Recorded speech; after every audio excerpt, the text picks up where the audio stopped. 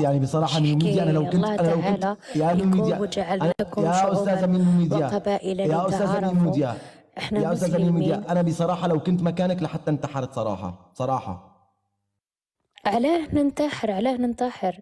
هذا الشيء هذا داروا رب العالمين، رب العالمين اللي راه دايره، ماهوش انا ولا انت ولا انتيا. فهمت كيفاه؟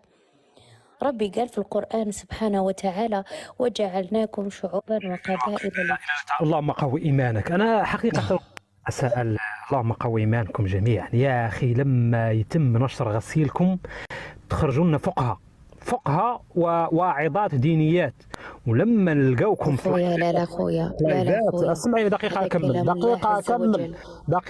دقيقة أكمل ونعم بالله. اللهم بارك. لكن شوفي، هناك في مساحات، أي مساحة فيها تطاول على المغرب وعلى المغربيات تجد الجزائري والجزائرية طالع ويتحدث عن ما يسمى بأم شنطة ويحاول أن يسب ويسيء للمرأة المغربية. لكن لما تجيب له مثلا مثل جريدة العربي التي عنونت عنوان طويل عريض أن الجزائر دولة العوانس، وقالت بأنه ما يفوق 11 مليون جزائرية من دون زواج، ولما نحن نفتح موضوع دون سب وشتم ما تلقيناش نسبوا في المرأة الجزائرية أو في المجتمع الجزائري، وإنما نحاولوا أنه هاد ولاد الكلبات الذين يتطاولون على المجتمعات الأخرى ويسبون في السوريين وفي المغاربة وفي المغربيات وفي المصريين، لما تجي تتكلم له وتناقشه وتعطيه المعطيات على أن المجتمع الجزائري لازم أنك تهتم به.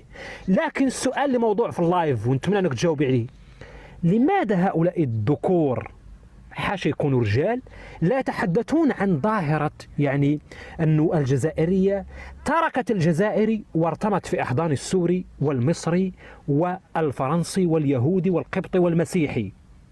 هذا السؤال ما قدرتيش تجاوبي لنا عليه، تفضلي.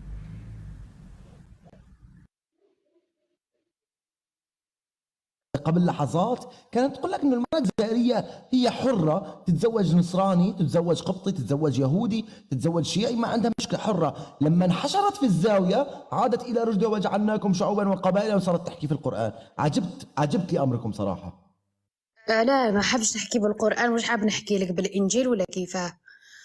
اسمع يا أخو، كي الجزائرية تروح تتزوج بكاس جنسية أخرى تلقى فيه الحنان، تلقى فيه الرومانسية. على بيها تروح تتزوج برجل مصري ولا سوري تلقى فيه كيما تقول بابا، تلقى فيه الأب تاعو، الأب تاعها، أخوها. فهمت كيفاه؟